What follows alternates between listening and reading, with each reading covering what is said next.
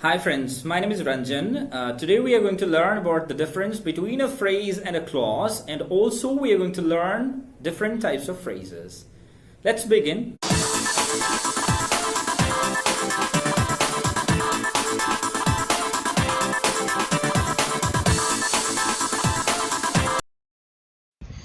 Phrase versus clause.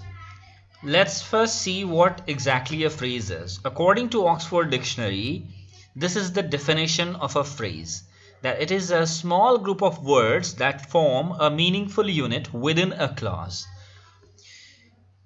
Now, a lot of students feel difficulty in differentiating between a phrase and a clause.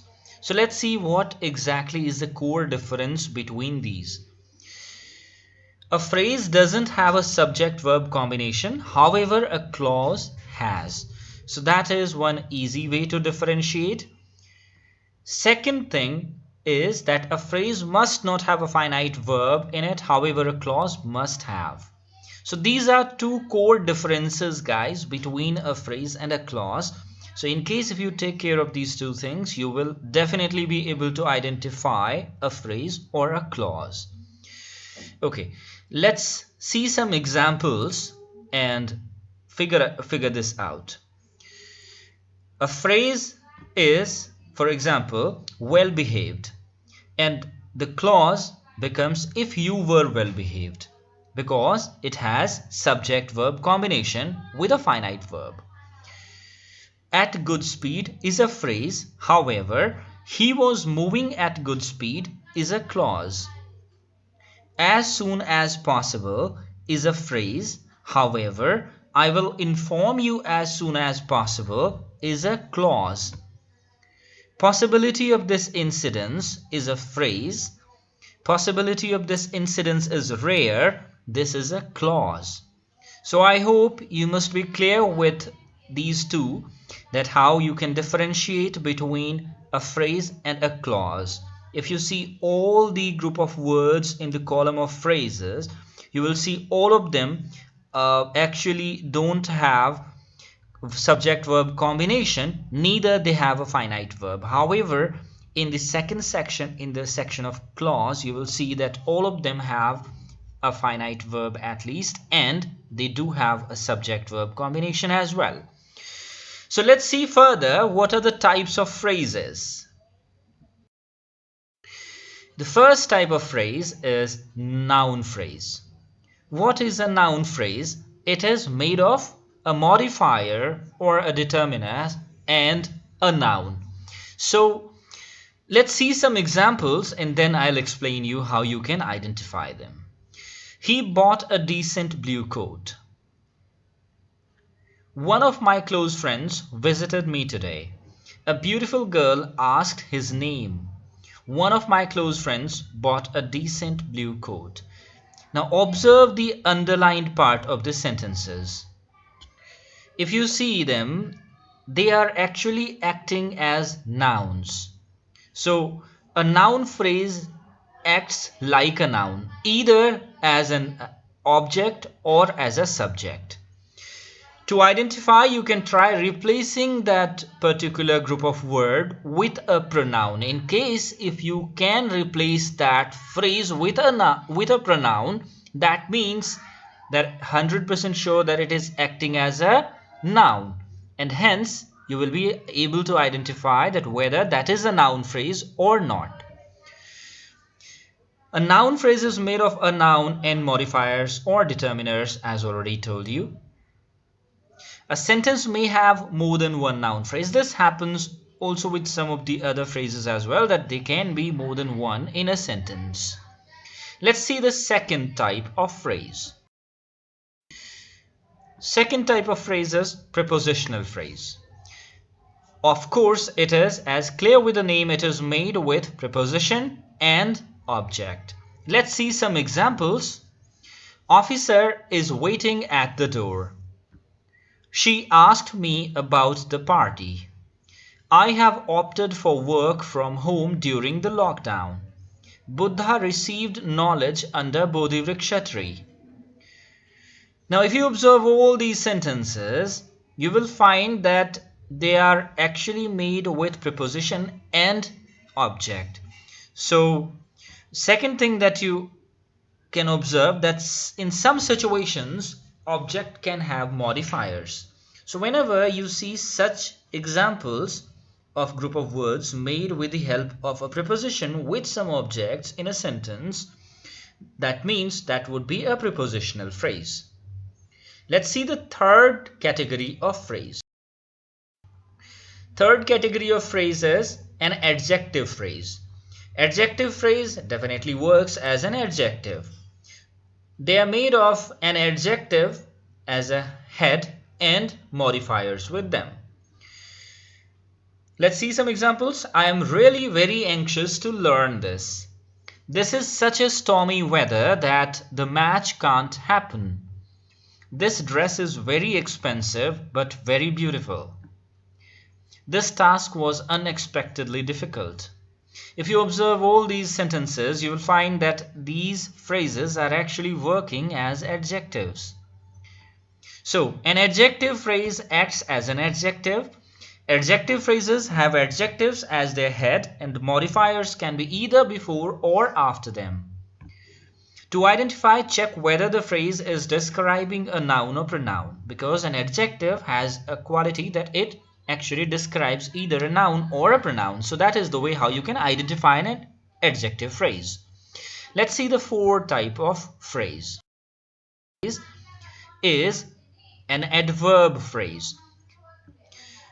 An adverb phrase has an adverb and a modifier, or maybe more than one modifier as well. I was driving the car at very slow speed. She always speaks in a respectful way. They were really very hungry. He asked for help very politely. If you observe these sentences, you see that an adverb phrase acts as an adverb. Adverb phrases have adverbs as their head and modifiers, noun or pronoun, with them. The next type of phrase is verb phrase. Verb phrases are made of helping verbs with principal verb. Like, we were going there. This will be done by tomorrow. They have been traveling for last 10 days. We could have done this. If you observe these all, you will find that there are some helping verbs with one principal verb and they are acting all together as one verb in the sentence. So, a verb phrase has generally a principal verb with one or more helping verbs. A verb phrase generally acts as a verb in a sentence. The next one is infinitive phrase. Infinitive phrase is made of infinitives plus modifiers. What are infinitives? Infinitives are to plus base form of verbs like to sleep, to talk, to walk. These are infinitives. Let's see some examples. To get success is easy with a good coach. She sang a song to please the audience. They made this plan to help the poor. I love to watch movies on weekends. If you observe these underlined phrases, you will find an infinitive phrase consists of to plus main verb plus some modifiers or objects. An infinitive phrase either acts as a noun or adjective or an adverb. The next type is gerund phrase. It is definitely made of a gerund and some modifiers. So gerund basically is ing form of verbs. Let's see these examples. I enjoy watching movies on weekends. He started writing the letter. Eating fast food can cause unwanted fat. Drinking liquor can cause fatty liver. If you observe underlined phrases in above sentences, you will find a gerund phrase consists of a verb with ing form and modifiers. A gerund phrase generally acts as a noun. The next one is a participle phrase. It is made of participle and modifiers. So participles are basically present participles or past participle. Let's see some examples. The boy standing at the corner is my brother. I prefer water bottles made of copper. I lost the phone gifted by you. I saw Sam working on that project. If you observe the underlined phrases in above sentence, you will find a participle phrase is made of present or past participle and modifiers. A participle phrase acts as an adjective. The last type of phrase that we are going to discuss today is an absolute phrase. An absolute phrase is made of noun or pronoun plus modifiers. What do? Basically, they actually modify sentences. That is their primary work. However, sometimes you will find it difficult to differentiate between an absolute phrase and a clause because both of them seem very similar. However, an absolute phrase is separated with another clause or a sentence without any conjunctions. They actually are connected to the sentence with the help of a comma. For example, her heart sadder than ever, Alexis decided to dull the pain. If you see in this, underlined part is acting as a type of absolute phrase, as it is actually modifying the sentence Alexis decided to dull the pain. Completely unaware of the circumstances, he started the fight. Again, the underlined phrase here is actually modifying the sentence and it is acting as a noun, as a kind of absolute phrase. Lacey boarded the train, her past behind her. Her past behind her is here again acting as an absolute phrase.